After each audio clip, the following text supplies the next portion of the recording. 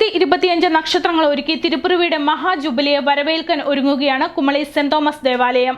പരമ്പരാഗത രീതിയിൽ ഈറ്റകൾ കൊണ്ട് നിർമ്മിച്ച നക്ഷത്രങ്ങളാണ് ഒരുക്കുന്നത്. വൈദ്യുത ദീപങ്ങൾക്ക് പകരം നക്ഷത്രങ്ങൾക്കുള്ളിൽ മെഴുകുതിരികൾ പ്രകാശം പരത്തും.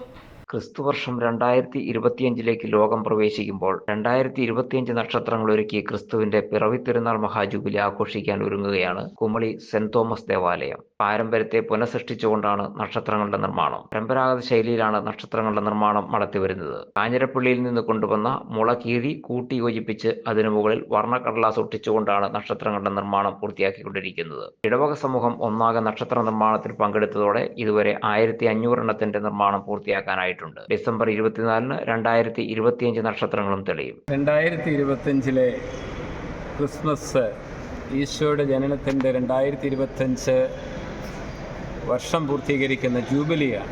ആഗോള സഭ അത് വലിയ ജൂബിലിയായിട്ട് ആഘോഷിക്കുമ്പോൾ ഈ കുമളി സെൻറ് തോമസ് ഫൊറോന പള്ളിയും അതിനോട് സജീവമായി പങ്കുചേർന്ന് ഇതിവിടെയുള്ള ജനത്തിനും ഇത് ഇടവക്കാർക്ക് മാത്രമല്ല ഈ പ്രദേശത്തുള്ള സകല ജനത്തിനും ഒരു സന്തോഷത്തിൻ്റെ അനുഭവം കൊടുക്കുക എന്ന ചിന്തയിൽ രൂപീകൃതമായ ഒന്നാണ് ഈ ക്രിസ്മസ് ആഘോഷം ഇത്ര വിപുലമായിട്ട് വരുന്നത്.